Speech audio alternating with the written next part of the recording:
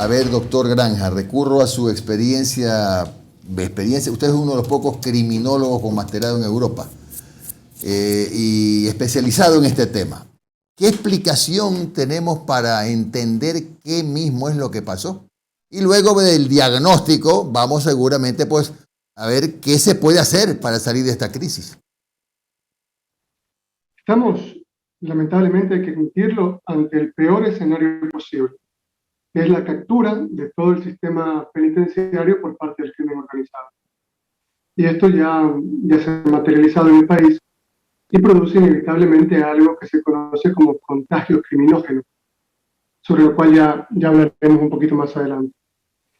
Vamos a tratar de responder algunas interrogantes que se dan en cualquier ciudadano común, ¿no? Después de la masacre de ayer. Escuchaba a uno de los directores de las prisiones en Ecuador decir que los criminales son personas a las que se les ha dado una oportunidad y no han sabido aprovecharla. Pero quien dice esto es un grandísimo ingenuo, porque la pregunta que nos debemos hacer es si la cárcel reeduca o no. La cárcel como institución no previene la criminalidad organizada, ni reeduca ni reinserta a nadie. La cárcel es exclusivamente sufrimiento. Es un lugar, una fábrica en donde depositamos mayoritariamente estereotipos. Y el estereotipo que dejamos allí abandonado por culpa de fiscales y jueces irresponsables es fundamentalmente jóvenes, eh, adolescentes prácticamente, muy, muy pobres, que cometen lo que se conoce como la obra tosca o la obra grosera del delito, que cometen delitos propios de Dios. Pero allí, en estas cárceles, lamentablemente, que jueces y fiscales ayudan a que tengan una sobrepoblación, existe también lo que se conoce como el delincuente profesional. Y este término hace referencia a aquellos que han hecho del delito su modo vivendi, que asumen su detención, el cumplimiento de la condena como un episodio más en su vida, pero además como algo que les da prestigio ante las otras bandas. Es decir, vivir la época de la cana es algo normal, después de que se asalta, se viola, se vende drogas y todo. Poder a convivir a un muchacho que entra por haberse robado un pan, por haberse robado un celular, por haber cometido un delito menor, con verdaderos capos del crimen organizado, hace obligatoriamente que el joven se inserte a esos modos de vivir, porque en la cárcel usted tiene, o pronto Omar, o yo, llegamos a la cárcel, por más estudiados que seamos, por más posición política de izquierdas o de derechas, tenemos que hacer como hacen otros presos para poder sobrevivir. Luego, una reflexión importante. Hay mucha gente que dice, ¿por qué no nos matamos a todos? Bueno, primero analicemos. Ayer se, da, se dan una serie de crímenes que realmente nos han dejado a todos sin poder dormir. Pero no hay un solo delincuente político asesinado, ni uno solo entre los muertos. Es más, por ahí hay algunos que aprovecharon ayer hasta para salir en libertad. Y es porque la cárcel es fundamentalmente una fábrica de pobres diablos, de pobres tontos, colonizada por algunos delincuentes profesionales que responden a carteles internacionales, entre los cuales el gobierno no hace absolutamente nada, ha fracasado como en todos los ámbitos posibles de la vida. Y esto nos lleva a lo que Roy Godson conoce como el denominado nexo político-criminal. ¿Por qué ninguno de los políticos presos que tienen grandes cantidades de dinero sufrió ayer el embate de la violencia en ninguna de las cárceles ecuatorianas? Evidentemente porque cuentan con algún grado de protección por parte de estas propias bandas, porque evidentemente ellos replican la misma lógica del externo y tienen para pagar protección y para pagar una vida distinta. Diferente es lo que están viviendo en este momento más de 10.000, 20.000 padres de familia, familiares, hermanos de los presos, de gente que no ha cometido mayores crímenes. En este momento está realmente asustada. A ver, doctor Granja, ya vamos a hablar qué tiene que ver o cuánto ha pesado el hecho de que se haya un poco desmembrado, es la palabra, el sistema que había antes, el Ministerio del Interior, el Ministerio de Justicia, etcétera, etcétera, que de alguna manera servían para mantener bastante bien, o por lo menos menos mal, el sistema penitenciario. Ya vamos a hablar de de eso.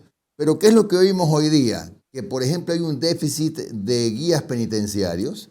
Decía el propio director de la SNAI que el déficit es del 70%. Es decir, que hay un guía para cada 27 presos, en resumen. Terrible.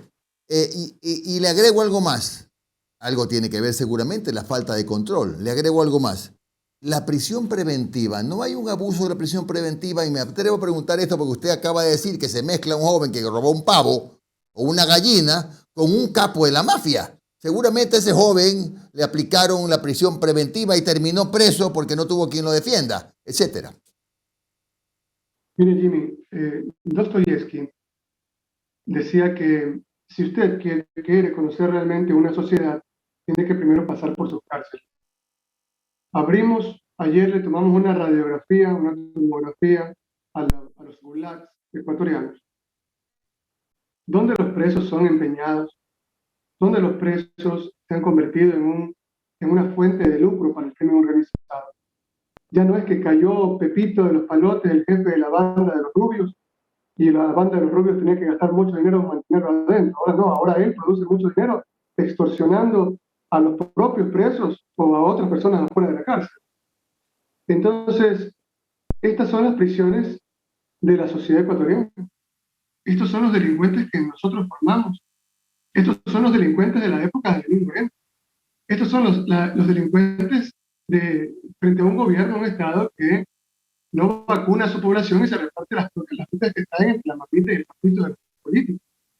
Este es el resultado de una política de desmembramiento, de pulverización de los derechos laborales. Este es el resultado de haber puesto a un montón de idiotas a manejar el poder judicial. Entonces, claro, terminan colapsando el sistema penal. Más allá de que mañana el imperio les dé el premio del empleado del año. Es claro que no tienen idea de lo que están haciendo en materia colectiva. Mire, usted me ha hablado de una serie de medidas interesantes, pero yo le quiero poner un ejemplo fácil, que no sabe de derecho no puede entender. Si una persona bebe todos los días, se mete guanchaca, se mete puros, lo que encuentra, es muy probable que a una determinada edad, después de algunas décadas, o de pronto después de unos años, le dé cirrosis. Y si tiene cirrosis, es muy estúpido que diga, hoy día me duele un poquito la cabeza, me voy a tomar una aspirina y así me curo la cirrosis. No se va a curar la cirrosis con aspirina. Este es el resultado de una política en Ecuador de al menos 80 años, en los que el Estado ecuatoriano ha venido tomando éter, detergente, todas las drogas posibles, y después pretende tener una buena salud. Eso no es posible.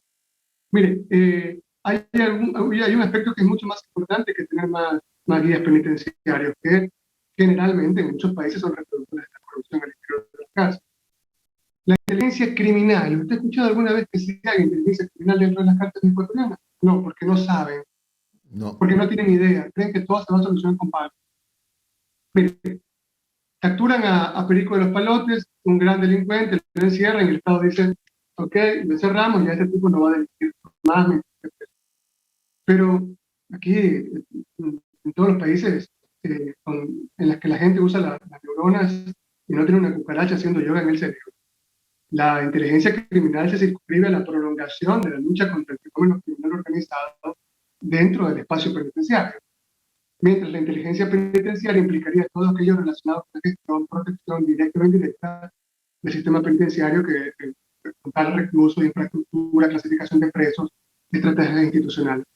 Ambas tendrían que haberse hecho hace muchos años en el país. ¿Para qué, Jimmy? Para saber cuál es el preso A, el preso B y el preso C que están violando dentro de la cárcel y separarlos. ¿Cuáles son los presos que están extorsionando a nosotros y nos obligan a hacer depósitos a familiares en una determinada cuenta?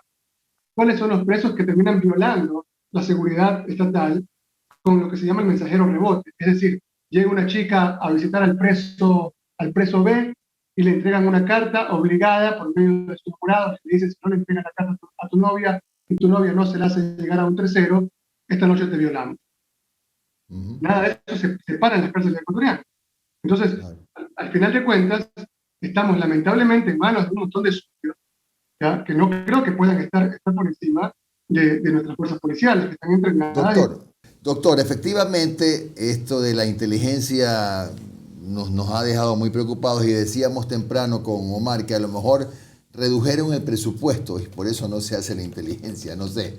Pero ahora, frente a esto, mucha gente en el mundo nos pregunta, bueno, ¿y qué se puede hacer? Porque en este momento somos el mal ejemplo de América. Yo no sé si en alguna otra cárcel de América se haya visto algo semejante. Ni siquiera creo que en México ha pasado algo así. Brasil. O en Brasil, no sé.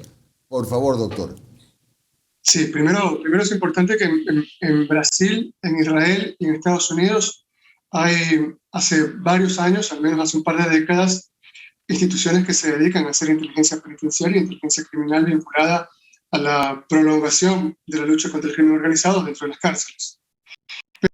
Pero si la gente está esperando que yo le diga que aumentando las penas, que teniendo más jueces, que teniendo más policías penitenciarios, vamos a resolver el problema de las cárceles, bueno, yo tengo que decirle y hacerlo desayunar como una muy mala noticia. Las cárceles no van a mejorar en el Ecuador, ¿ok? Por el contrario, el proceso de pauperización va a ser mucho mayor.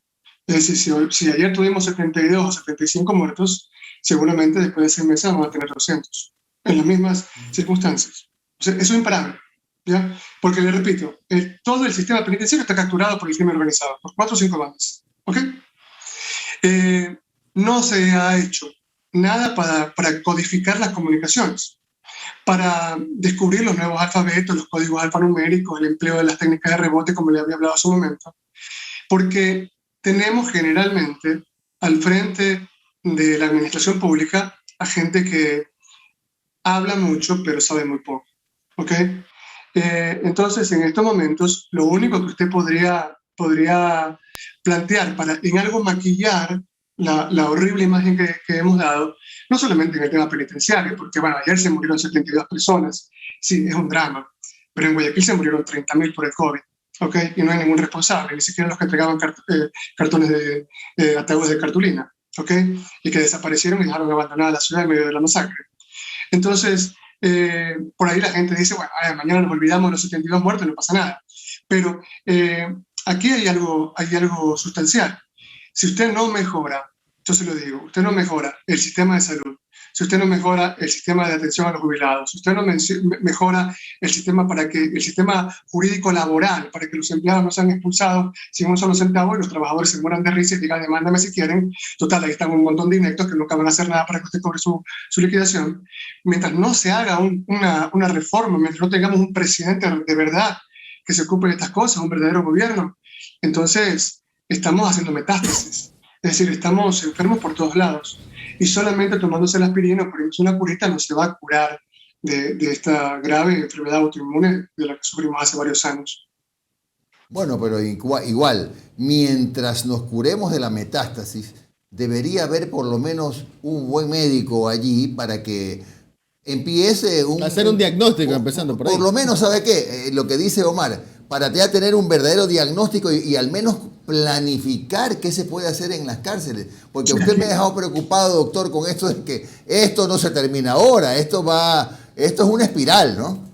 Mire, generalmente hay muchos abogados que son extremadamente románticos, ¿no? Que me vienen criticando porque yo manejo una tesis de derecho penal del enemigo.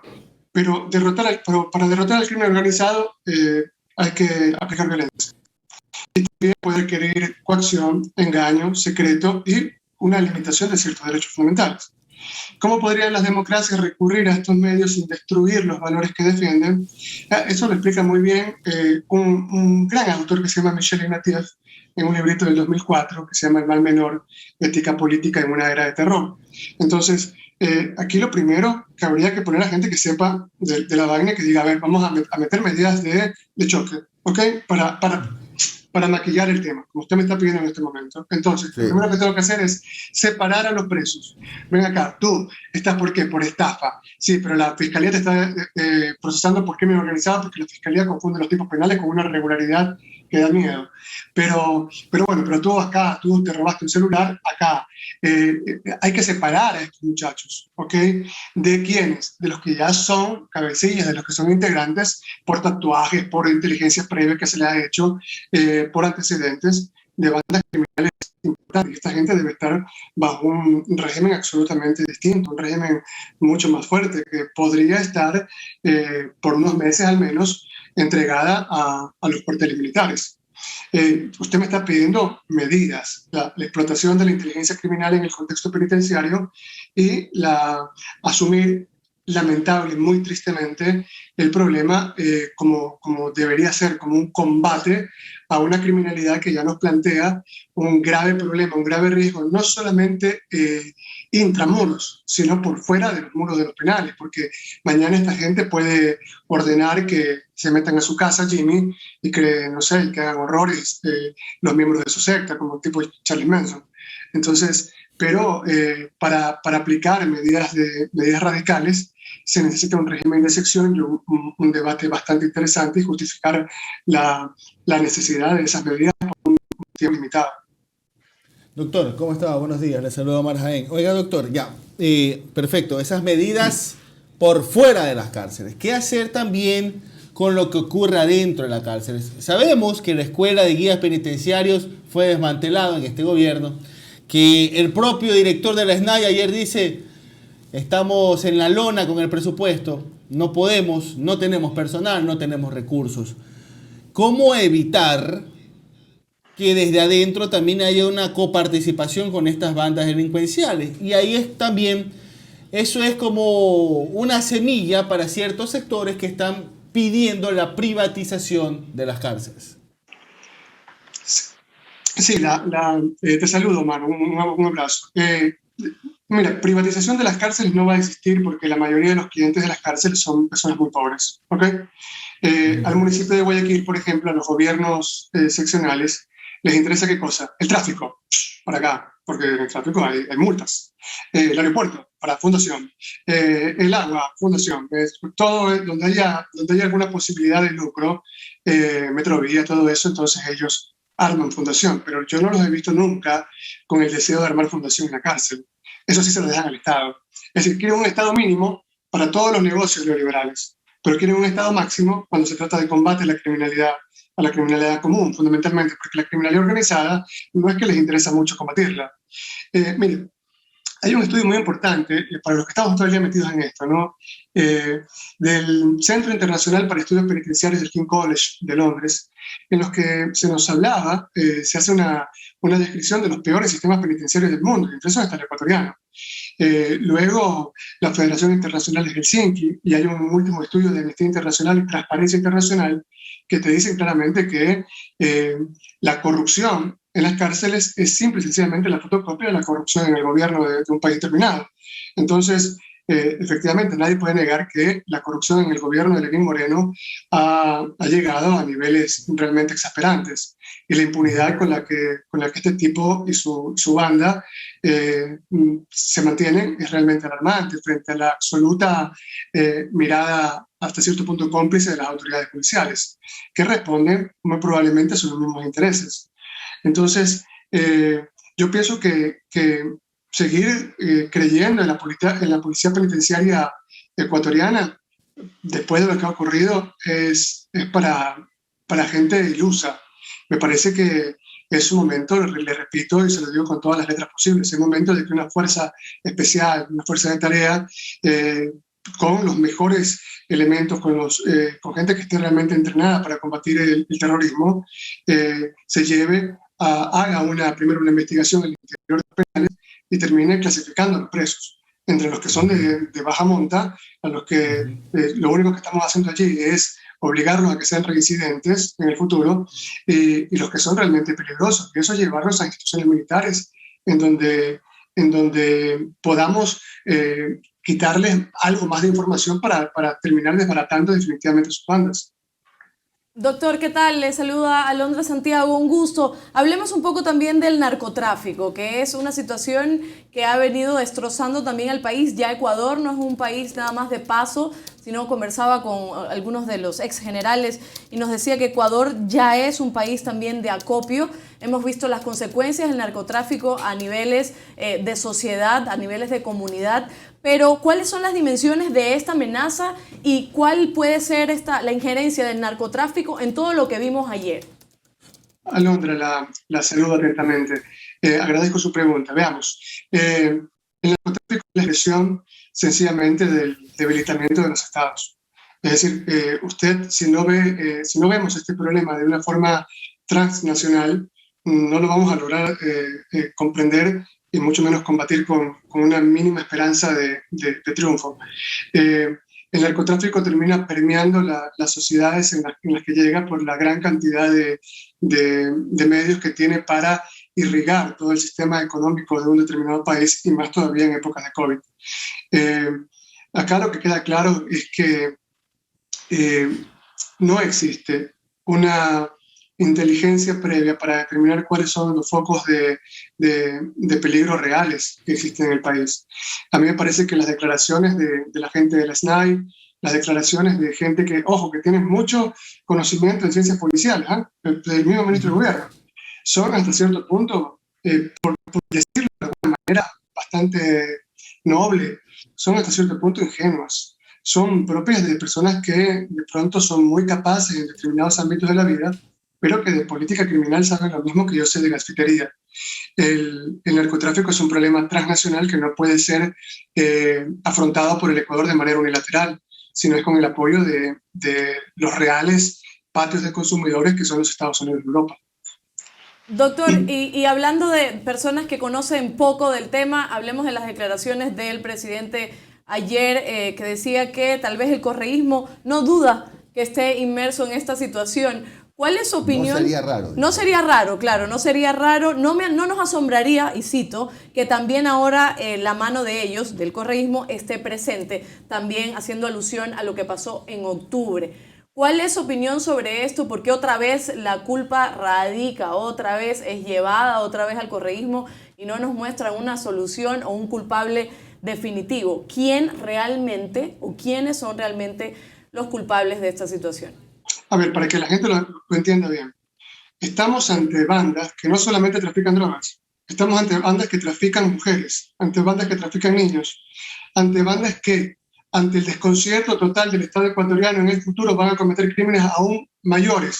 Solamente nos están testeando, nos están, para decirlo en términos de barrio, nos están midiendo el aceite y se han dado cuenta que nosotros les tenemos miedo, que no tenemos idea de cómo enfrentarlos y de que ellos nos van a ganar la guerra. En medio de todo esto, por ejemplo, a mí me da muchísimo miedo que, no sé, que una hermana mía va a un centro comercial, lo que sale, se sube un taxi, se la lleva el tipo, la viola, la corta en pedacitos y no pasa absolutamente nada. Es decir, a ese tipo o de pronto se la lleva a un determinado lugar, la vende a una banda y esa banda se encarga de convertirla en un objeto de producción de dinero ilícito. Pero el tema es gravísimo. No podemos tomar muy en serio lo que dice un tipo que se la pasa viendo MasterChef mientras el país está incendiando. Parece Nerón tocando el arpa mientras Roma estaba a puro fuego. La narrativa famosa esa de correísmo, anticorreísmo, ya aburre en el Ecuador. Eso de echarle la culpa a Correa por todo lo que ha sido estos 4 años de desgobierno ya no pega, ya no tiene mucho sentido. Acá lo que queda claro es que la gente ve a Rafael Correa como el boss de un clan distinto al de Lenín Moreno. Y en cambio, al clan Nebot, al clan Bucarán, al clan Lazo, lo ven como parte del gobierno de Moreno. Y por eso es que el escándalo de ayer, lo único que hace es quitarle más votos a Lazo de cara a la segunda vuelta. Por si acaso a mí me interesa que gane. ¿Okay? Para mí, cualquiera de los dos que llegue, cualquiera de las opciones que llegue, van a violar derechos humanos, van a abrir es abierto, van a hacer lo que les dé la gana, lo que quieren es secuestrar el Estado para hacerse más ricos ellos, nada más. Pero echarle toda la culpa de lo que está ocurriendo a los 10 años anteriores, me parece que es bastante cómico, propio del Cantinflas que nos gobierna, que tiene de ministro a Tres Patines, que terminó repartiendo las vacunas a mamita, porque todos tienen una madre y ninguna como el ministro. Acá lo que hay que ser claro es que Moreno es un tipo incapaz, un incapaz absoluto, que no puede ser testigo en un juicio. ¿Okay? Es un tipo que solamente en una caricatura, en un meme, podría ser presidente de una nación. Y nosotros somos un meme, por eso estamos como estamos. Pero tampoco es que Moreno es el único responsable en 4 años del descalabro de nuestras cárceles y del descalabro social en el país. Esto viene al menos desde la época del gobierno de Félix Cordero. Le repito, mi querida Londra, somos exactamente un borracho que se le ha pasado inyectándose heroína y tomando hasta altas horas de la noche todos los días y que a estas alturas de la vida quiere curarse con aspirinas y con una curita, y eso es imposible.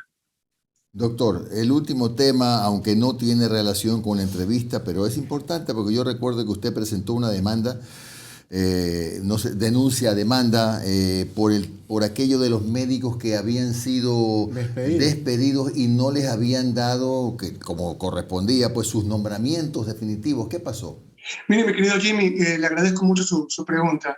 Recibo todos los días decenas de mensajes, como seguramente lo recibirán ustedes y mucho más, de padres de familias desesperados porque sus niños de 2, 4, 6 meses no tienen acceso a la pentavalente.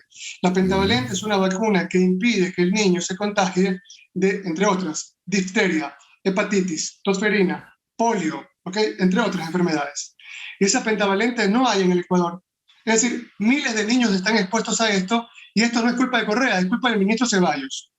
Hay una vacunación, un número de vacunados en el Ecuador que es como que paupérrimo. Esto tampoco es culpa de Correa, es atribuible directamente al ministro Ceballos. Y hay miles, más de 3.000 médicos en el Ecuador que muy pronto se les terminan los contratos y se van a tener que ir a su casa, porque el gobierno ecuatoriano no les entrega el nombramiento definitivo conforme lo ordena el artículo 25 de la ley humanitaria. Presenté, usted lo recuerda, primera semana de enero una acción de protección. La acción de protección, señores jueces, es rapidita, ¿okay? Es informal. Me convocaron a audiencia para el 5 de febrero, pero la suspendieron los jueces Churta, Nebel Vieira y el otro me parece que es Cueva. La suspendieron, señores de la judicatura, porque se olvidaron de notificar al ministro. Mire usted esta barbaridad. Pero tenían la sala totalmente llena, sin ninguna ventilación, una fuente de contagio de COVID. Después nos convocan a otra audiencia, hacemos el debate, terminamos los debates. Según el artículo 14 de la Ley Orgánica de Garantías Jurisdiccionales y Control Constitucional, tenían que fallar ipso facto, terminados los debates. En medio de los debates, le digo rapidito, la representante del Ministerio de Salud dice que efectivamente hay una doctora que trabajó durante toda la pandemia, está en sus marcaciones, pero que no se le ha dado el nombramiento definitivo porque es extranjera. Digo, estamos en la Alemania nazi. Estamos en la Alemania de preguerra. Sí, me parece que por allí vamos, ¿ok? Por allí vamos. Entonces, ayer cuando tenían nos convocan para ya dar el veredicto final, terminan suspendiendo nuevamente la audiencia porque la abogada del IES no quiso ir.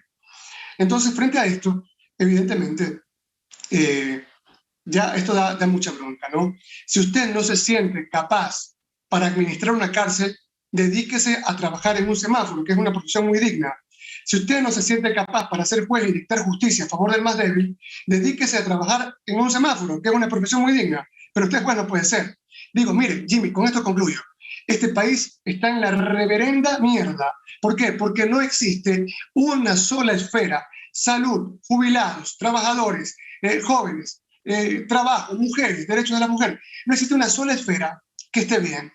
Todo, incluyendo el Poder Judicial y por supuesto el sistema carcelario, está podrido y lo quieren curar con agüita de manzanilla. Digo, mientras estamos manejados por una banda de incapaces, esto va lamentablemente a ir increyendo y de ninguna manera se va a solucionar. Gracias, doctor Pedro Granja, máster en criminología por el Alma Mater de Bolonia, Italia. Que tenga usted un buen día. Buen día. Gracias. Gracias.